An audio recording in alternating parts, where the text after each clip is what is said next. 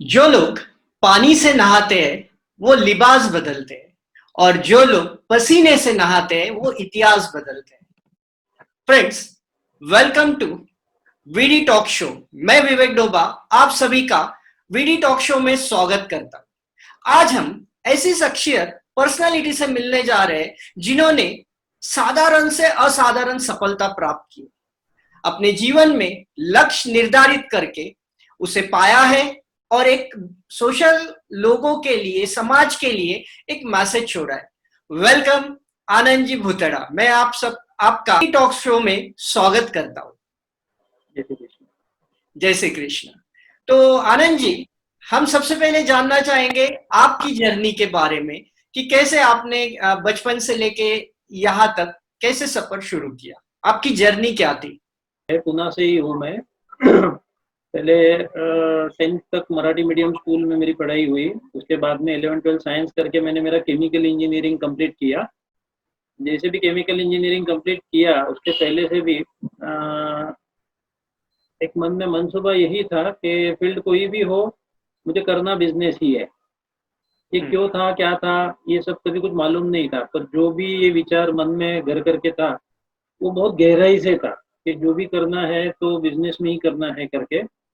तो मेरा जब भी केमिकल इंजीनियरिंग पूरा हुआ, मैं फ्रैंकली बोलना चाहूँगा कि मैंने chemical engineering with distinction complete किया। ग्रेट। पर मैं 24 घंटे भी केमिकल फैक्ट्री में काम नहीं कर पाया। अच्छा। और ना ही मेरे को उस चीज़ के लिए घर से भी फोर्स किया गया कि इतना सब किया है तो करो करके, क्योंकि वो जो एक दिमाग में बैठा हुआ था कि मुझे बिजनेस ही करना है। तो उसके लिए फिर केमिकल इंजीनियरिंग होने के बाद में मैंने 4-5 अलग-अलग नमूने के बिजनेस भी किए। उसके बाद में थोड़ा घर वालों का रोष भी मेरे को उस चीज़ के लिए सहना पड़ा। जो कि स्वाभाविक था कि इंजीनियरिंग की पढ़ाई उन्होंने मेरी कराई, पर मैं इंजीनियरिंग फील्ड छोड़ के ही फिर बाकी के सब करते रहा। थोड़ा बैड लक ऐसा भी चला कि मैंने केमिकल इंजीनियरिंग में जब एडमिशन ली, उस समय की बात ये थी कि पूरे 7 ब्रांचेस में एक ही ब्रांच ऐसी थी जिसमें डोनेशन देना पड़ता था। अच्छा। और मैं जब बाहर निकला तो ऐसी हालत हो गई थी मार्केट की कि केमिकल इंजीनियरिंग बंद करके बायोकेमिकल में कन्वर्ट हो गया था और केमिकल इंडस्ट्री पूरी लॉकडाउन में थी।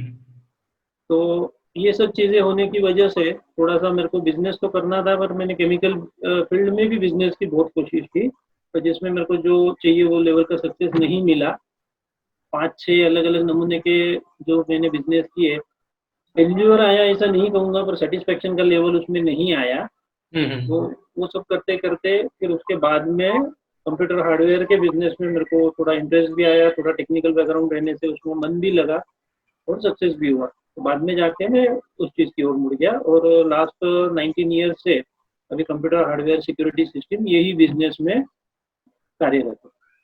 अच्छा, तो केमिकल इंजीनियर से आईटी इंडस्ट्री और आईटी इंडस्ट्री से एस्ट्रोलॉजी, तो ये जो है शिफ्ट कि एक केमिकल इंजीनियर है।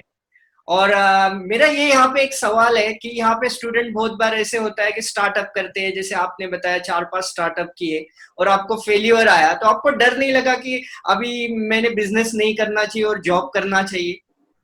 वो कौन सी चीज थी फिर जिसके कारण आपने फिर आईटी में ट्राई किया? नहीं, जनरली होता यही है कि हम लोग एक बिजनेस करते सक्सेस नहीं आता है, दूसरा करते नहीं आता है, फिर तीसरों को और थोड़ा हम लोग कंसंट्रेशन बढ़ाते हैं, खुद के दिल को समझाते हैं कि जाने दो, अब की बार तो पक्का आएगा सक्सेस। ऐसे 2-3 राउंड होने के बाद में दिल भी तुम्हारी मानता नहीं है, वो भी छोड़ देता है तुम्हारी साथ। तो अच्छा। सेम थिंग मेरे भी बारे में हो रही थी, परंतु एक लेवल ऐसी आई कि मेरे पास कोई चारा ही नहीं था। अभी जो करना है वो फुल एंड फाइनल यही करना है। हालांकि तब तक मेरी शादी भी हो चुकी थी। अच्छा। हाँ, तो शादी होने के बाद में भी वहाँ तक मेरी करियर जिसको बोलते हैं वो सेट नहीं था, खाली एक ही विचार के लिए कि मुझे बिजनेस करना है अच्छा। ग्रेट। इस चीज़ के लिए। तो वो तब तक सेट भी नहीं था। तो उसके बाद में जब मैंने आईटी में फील्ड में कदम रखा तो मेरे को ये समझ में आ गया कि मेरे लिए कोई ऑप्शन नहीं है, मेरे को जो भी करना है वो यहीं पे करना है। तो एक आज मुड़ के पीछे देखता हूँ तो ऐसा लगता है कि थोड़ा सा वो जो जोश था, वो जो एक उत्साह था, उसी ने मेरा कॉन्फिडेंस भी बिल्डअप कराया। प्लस माइनस तो कोई भी बिजनेस में जब आपको देखने पड़ते ही है, वो अच्छा। भी आपको बहुत कुछ सिखाते हैं। पर एक बार अगर पूरी ताकत के साथ जर्नी स्टार्ट हो जाती है तो वो फिर वो तुमको आगे हाथ देने वाले ऑटोमेटिक मिलते जाते, पर जब तक तुम तुम्हारी पूरी ताकत नहीं लगाते, मन की ताकत, राइट, तब तक ये सब चीजें नहीं होती है। ग्रेट।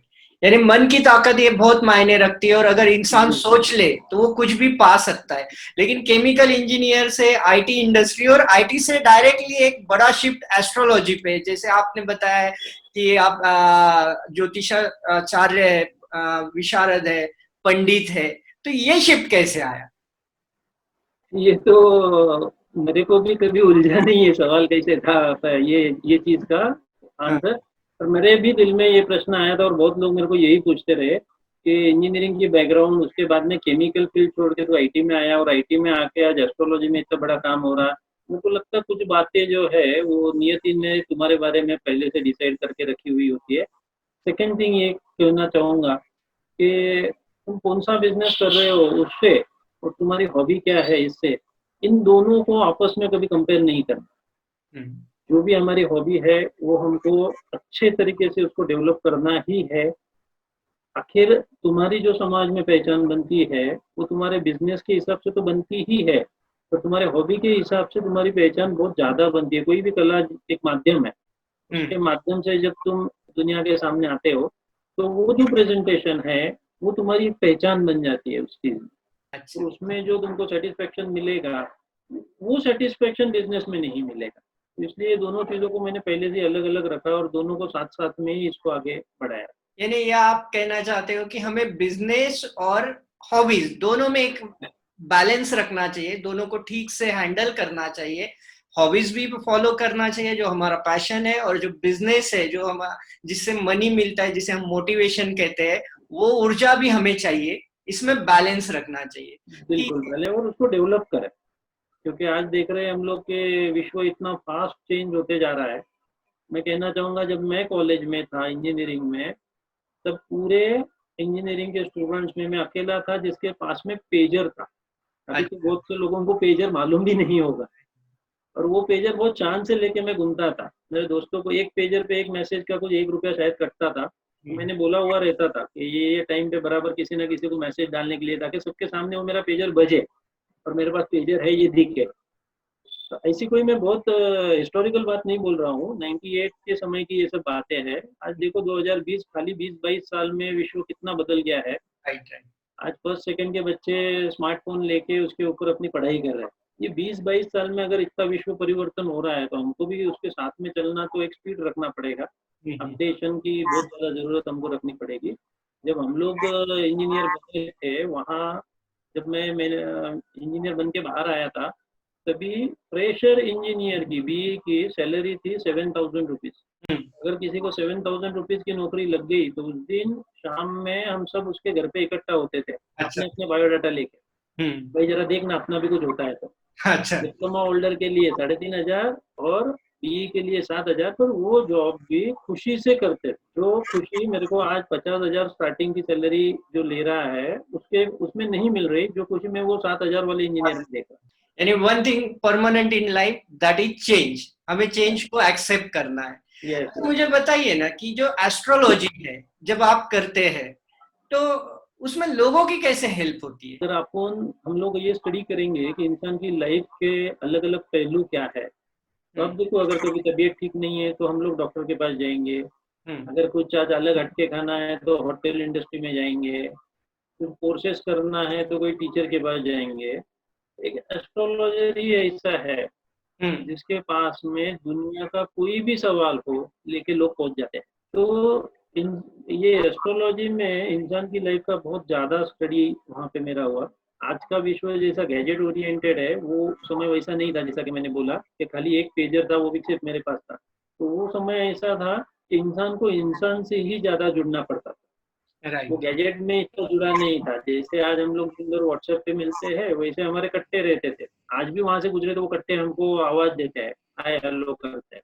हम्म। इतनी अटैचमेंट वो कट्टों से है, 5-5 6-6 घंटा हम लोग वो कट्टों पे रहते थे। उसको कॉलेज कट्टा कहा जाता है अभी भी। तो वो कॉलेज कट्टा ही मेरे ख्याल से ना बहुत इम्पोर्टेंट था, जो कि अपनी पर्सनैलिटी को, अपने व्यक्तिमत्व को अच्छे से शेप देता था।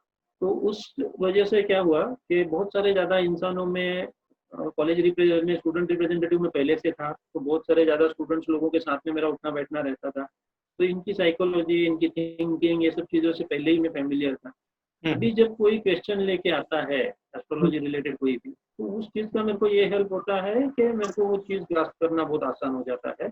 और कितनी वैरायटी ऑफ क्वेश्चंस इंसान के लाइफ में है, इसका प्रॉपर एनालिसिस होता है। सीखने ये बात मिलती है कि बहुत सारी बातें इसमें ऐसी है जो इंसान ने बेवजह पकड़ के रखी हुई है। अगर वो इसको छोड़ना सीख जाए तो सुख तो उसके साथ में ही है। यानी लोग अवेयर हो जाते हैं और जो बड़ा प्रॉब्लम है उसको फेस करने के लिए तैयार हो जाते हैं एस्ट्रोलॉजी के बाद। हाँ, इसमें क्या है कि तुम्हारी जिंदगी को जीने की एक जो ताकत है वो इसमें बढ़ जाती है, अगर आप प्रॉपर एस्ट्रोलॉजर के पास पहुंचे हो तो।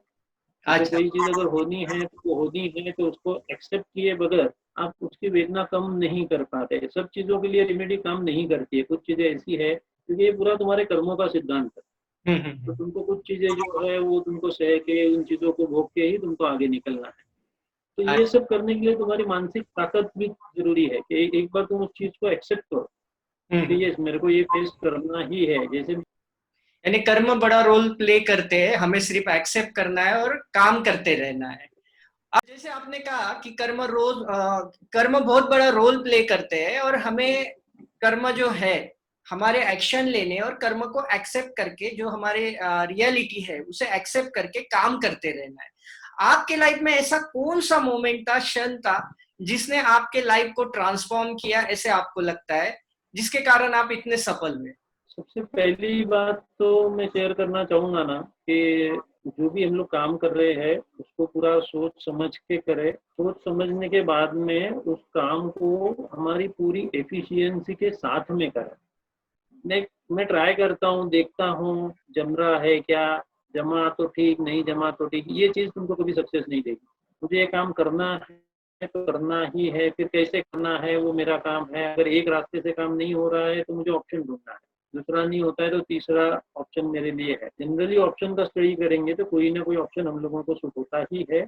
और पूरी हमारी अगर वो काम करने में श्रद्धा बनी रहे, कोई भी काम श्रद्धा पूर्वक किया जाए तो 100% वो काम तुमको सक्सेस देता ही देता है। नहीं सक्सेस देगा तो कम से कम तुमको एक्सपीरियंस तो दे के ही जाएगा। आनंद जी, मुझे बताइए कि विवेक डोबा ट्रेनिंग एकेडमी में हमसे जुड़ने के बाद आपको क्या शिफ्ट लगा, आपके लाइफ में क्या ट्रांसफॉर्मेशन हुआ? एक्चुअल आपसे मैं कैसे जुड़ा उसका मेन रीजन आपको बताता हूँ मैं। होता ये था कि बहुत अलग अलग टाइप के प्रश्न लेके लोग आते थे। जैसे कि फॉर एग्जांपल अगर हम लोग देखें कि भाई शादी किसी की नहीं हो रही है, शादी हुई तो भी शादी का जो सुख चाहिए वो नहीं मिल रहा है। मैं बहुत सारी पत्रिकाएं देखता था, तो मेरे को ये ध्यान आने लग गया कि पत्रिका से जुड़ा ये प्रश्न अभी बचा नहीं है, क्योंकि पत्रिका में वैसे कोई योग है नहीं कि जो इनके वैवाहिक जीवन में इस तरह का डिस्टर्बेंस लाए। तो वो खोज करते करते मैं ये निर्णय तक पहुंच चुका था कि कहीं ना कहीं इन लोगों को काउंसलिंग की जरूरत है। जैसे आज एकदम इंडिपेंडेंट विचार सरणी का जमाना आ गया है। पहले क्या होता था, एक कुटुंब प्रमुख विचार रखता था, वो विचार सरणी में पूरा कुटुंब चलता था। आज छोटा बच्चा भी है तो उसको उसके विचार के हिसाब से लाइफस्टाइल चाहिए, बड़े को बड़े के विचार के हिसाब से लाइफस्टाइल चाहिए। तो ये लाइफस्टाइल में फर्क आने से ये कुटुंब व्यवस्था को एक धोखा निर्माण हो गया, क्योंकि पत्रिका से जुड़ा विषय बचा नहीं था। पर अभी जिनका व्यवसायिक स्वरूप था वो उसको कोई रत्न है, कोई शांति है, कोई मंत्र जाप पे सजेस्ट करते रहे, पर रिजल्ट जो अपेक्षित है वो नहीं आता है। तो उस समय में ये निर्णय पर पहुंचा कि कहीं ना कहीं इनको काउंसलिंग की जरूरत है। तो कुछ चीजों में काउंसलिंग काम भी किया, पर ऐसा ध्यान आया कि समझो अभी कोई छोटा बच्चा है जो पढ़ाई नहीं कर रहा है, हालांकि उसकी बुद्धिमत्ता बहुत तीव्र स्वरूप की है, पर मोबाइल का एडिक्शन हो गया है और कोई चीजें है, टीवी का एडिक्शन हो गया है, ये सब गैजेट में एडिक्शन होना ये भी आज का करंट सिचुएशन का एक बड़ा प्रॉब्लम है। तो उस समय मेरे को ये ध्यान आया कि कहीं ना कहीं ऐसी एक चीज ढूंढ के निकालनी होगी जो इनके ऊपर काम करे, ये उसको एक्सेप्ट करे या ना करे, पर इनके ऊपर डायरेक्टली वो इम्प्लीमेंट हो। जैसे हम लोग एक दवा की गोली ले लेते हैं, एक बार पेट में जाने के बाद वो गोली उसका काम करती है, तुम्हारा एक्सेप्टेंस के लिए रुकती नहीं है। यहाँ पे काउंसलिंग में क्या होता है जनरली कि जिसके ऊपर हम काउंसलिंग कर रहे हैं कभी कभी वो भी सुनने के मूड में नहीं रहता है। तो ऐसी कौन सी दवा ढूंढे जो इनके माइंड के ऊपर काम करे। अगर इनका माइंड कुछ चीजों के लिए प्रिपेयर हो जाए, या जो पहले से कुछ गलत चीजें पकड़ रखी है वो छोड़ देवे, तो इनके लाइफ में, इनके पत्रिका में जो जो अच्छे योग है वो सही समय पे उनका उनका फल देना शुरू कर दे। अभी ऐसा है कि जो भी अच्छे योग है या बुरे भी योग है, उनका एक ड्यूरेशन रहता है, वो ड्यूरेशन में वो योग फल देने के मूड में रहते हैं। अभी ऐसा है कि वो ड्यूरेशन जिसको हम लोग दशा महादशा कहते हैं हमारे भाषा में। तो ये ज्योतिष शास्त्रीय भाषा में दशा महादशा का अगर पीरियड आगे निकल जाए और उसके बाद में वो आदमी उस चीज के लिए रेडी हो तो उसका कोई मतलब नहीं बनता। तब जाके मुझे आपका रेफरेंस मिला था कि एनएलपी पे आप अच्छे तरह से काम करते हैं। तो मेरे को अभी भी याद है, मैंने जब पहली मीटिंग आपके साथ की थी तो 10 मिनट के लिए मैं आया था और 2 घंटे करीब करीब मैं आपका समय वहाँ पे लिया था। सही। इस चीज को मुझे एनएलपी से बहुत ज्यादा उस समय प्रभावित हो गया, और आपका एनएलपी पे ऊपर का जो कमांड है वो भी बहुत कौतुक करने लायक ही है। तो वो एनएलपी क्या चीज है, वो मेडिसिन मेरे को मेरे ये चीज के लिए बहुत अच्छी लगी कि काउंसलिंग में भी काम होता है पर वो उतना डीप नहीं जाता है, क्योंकि जो अभी समझो कोई व्यसनों से एडिक्ट है, कोई गैजेट से एडिक्ट है, उसको भी पता है कि ये चीजें मेरा नुकसान कर रही है। तो उस चीज से बाहर आने के लिए उसका 2 माइंड बन गए। एक माइंड को पता है नुकसान हो रहा है, दूसरा माइंड साथ नहीं दे रहा है। तो ये 2 माइंड का झमेला कैसे सॉर्ट हो, इस चीज की जब मैं खोज में था तब मुझे वो कॉन्शियस माइंड और सबकॉन्शियस माइंड ये कंसेप्ट जो आपने समझाया तो मुझे बहुत अच्छा लगा। उसके बाद में जब भी मैंने मेरी इंस्टीट्यूट में भी क्लासेस लेता हूँ उस समय भी मैं सबको रेमेडी में एनएलपी का सहभाग करने के लिए बहुत ज्यादा आग्रही रहता हूँ। वो इस चीज के लिए कि वो चीज जो है वो सबकॉन्शियस पे इतना ज्यादा और अच्छा काम करती है कि वो जो जिसको व्यसन छोड़ना है उसको पूछती ही नहीं, वो डायरेक्टली उसके सबकॉन्शियस पे काम करती है। तो ये तरीका जो है एनएलपी टेक्निक जिसको आप लोग कहते हैं, ये मेरे ख्याल से आज के समय की मांग बन चुकी है। जैसा एस्ट्रोलॉजी में भी देने वाले ज्ञान देने वाले बहुत है, हर कोई अपने अपने अभ्यास के हिसाब से देता है, वैसे एनएलपी में जो आपका पढ़ाई है, आपका जो स्टडी है, आपका जो रिसर्च है, वो निश्चित स्वरूप से कौतुक करने लायक ही है, जिसका अनुभव हमने 2-3 पेशेंट को आपके पास भेज के लिया भी है पहले। They are working really good. आज की डेट में सबने एलएलपी करना चाहिए प्रॉपर कोच से, और बिजनेस कोचिंग भी लेना चाहिए, क्योंकि विदाउट कोच विदाउट मेंटर हमें रिजल्ट्स नहीं आते हैं। अगर किसी को आपका सजेशन लेना है या एस्ट्रोलॉजी सीखना है या जो कोई किसी के पर्सनल इश्यू है वो रिजॉल्व करना है तो वो लोग आपसे कैसे कांटेक्ट कर सकते हैं? उसके लिए आपका शेयर कीजिए। मेरा वेबसाइट का भी काम चालू है और बहुत जल्दी हमारा यूट्यूब का चैनल भी चालू हो जाएगा, पर तब तक आपको रुकने की जरूरत नहीं है। मेरा नंबर आपके पास है, आप किसी को भी नंबर शेयर कर सकते हैं व्हाट्सएप पे। वो लोग पहले टाइम डिसाइड करके प्री अपॉइंटमेंट से आके मिल सकते हैं। मतलब मैं ये कहूँगा कि जिनको भी लाइफ के जो बहुत इंपॉर्टेंट डिसीजंस लेना है, लेने के पहले करियर चूज करना है, कौन से फील्ड में ज़्यादा सक्सेस है वो चेक करना है, ये सब चीज़ें करने के पहले एक बार कोई भी प्रॉपर एस्ट्रोलॉजर की सलाह जरूर ले लो। अच्छा, और एस्ट्रोलॉजी वह काम भी करती है बहुत अच्छे से? एस्ट्रोलॉजी वहाँ काम बहुत ज़्यादा भी करती है। दूसरी बात ये भी है कि बहुत से लोगों के आग्रह के खातिर ही अभी 6-7 साल पहले से मैंने क्लासेस भी शुरू किए हैं, जिसमें ऑनलाइन बैचेस भी होती है, जिसका फायदा महाराष्ट्र और महाराष्ट्र के बाहर के भी लोगों को ज़्यादा होता है। और जो लोग लोकल प्रॉपर पूना से है उनको आग्रह करूंगा कि दिवाली के बाद में जनरली 15 दिन बाद में रेगुलर बैच चालू होती है। वो रेगुलर बैच अगर उनके लिए सुविधाजनक है तो उसे ज्वाइन करें, वो भी अच्छा है। और अगर कोई करियर करना चाहते हैं एस्ट्रोलॉजी में, या आप एक कोई मैसेज देना चाहते हैं समाज को, युवा पीढ़ी को आपकी ओर से, कि वो अगर फॉलो करे तो उनकी सफलता की जो जर्नी है वो आसान हो जाए?